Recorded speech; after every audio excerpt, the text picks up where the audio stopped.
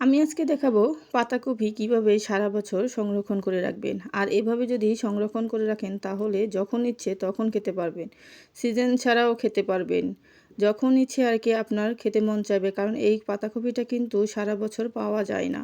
আমি এই পাতাকপিটা অর্ধেক কুচি করে নিয়েছি আর অর্ধেক আমি খেয়েছি। এটা আমি এখন সংরক্ষণ করে রাখবো ডিপ ফ্রিজে। তারপর আমি এগুলো ভালোভাবে চিকন করে কেটে নিয়েছি। আর আপনি এভাবে চিকন করে কেটে রেখে সব ধরনের খাবার আপনি খেতে পারবেন। দেখুন এভাবে পরিষ্কার করে কেটে বেছে তারপর আমি একটা কড়াইতে সবগুলো পাতাকপি ঢেলে দেব। এরপর দিয়ে দিব পানি, কারণ এটাকে আমি ভাপিয়ে রাখবো। তারপর দিয়ে দিব আমি এখানে চিনি। আর এই চিনিটা লাল চিনি, এই জন্য লালচে কালার দেখাচ্ছে। তারপরে হালকা একটু চিনি দেওয়ার কারণ হলো চিনিটা দিলে আপনার কালার রং সব দিকেই ভালো থাকবে। এই জন্য চিনি দিয়ে তারপর আমি এখন পানির সাথে ভাপ করে নেব। আর কি এটাকে ভাপিয়ে নেব। আর ভাপিয়ে নিলে দেখা গেছে পাতাকপিটা আপনার সবসময় ভালো থাকবে। কারণ আপনি যদি ভাপ ছাড়া রেখে দেন তাহলে পরবর্তীতে ভাপিয়ে রাখলে পাতাকপিটা অন্যরকম হয়ে যাবে। এভাবে আমি কিছুক্ষণ রেখে দেব চুলার উপর। তারপর যখন বলক চলে এসেছে দেখুন এগুলো কিন্তু প্রায় ভাপানো হয়ে গেছে। এগুলো আমি একটা এখন সাজিতে পানিগুলো ঝরিয়ে নেব।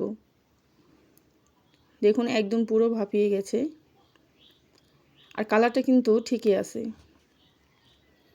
তারপর এভাবে কিছুক্ষণ ভাপানোর পরে একদম বলক চলে এসেছে আর একদম বলক পাড়তে হবে পানিটা। তারপর আমি এটাকে একটা সাজির মাধ্যমে ঢেলে দেব। তারপর দেখুন সাজিতে ঢেলে দিয়েছি, পানিটা কিন্তু ঝরে গেছে, এখানে আর কোনো পানি নাই। আর পানি থাকলে কিন্তু আপনার এই পাতাকপিটা দেখা গেছে ডিপে রাখলে পানি ছেড়ে দেবে। সেই কারণে পানিটা আপনাকে অবশ্যই ঝরিয়ে রাখতে হবে।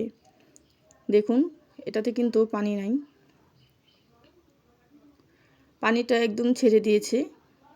তারপর এগুলো আমি একটা বক্সে এখন অল্প অল্প করে রেখে দেব। এরকম একটা বক্সে আপনি রেখে দিতে পারেন পানিটা ঝরিয়ে। তারপর আমি এগুলো সবগুলোই এই বক্সে ঢেলে দেব। তারপর এই বক্সে করে আমি এখন এগুলো সব ডিপে সংরক্ষণ করে রাখবো। আর এইভাবে আপনি ডিপে সংরক্ষণ করে রাখতে পারেন। আশা করি আপনার পাতাকপি যেমন রাখবেন তেমনই থাকবে। সবাই ভালো থাকবেন। আল্লাহ হাফেজ।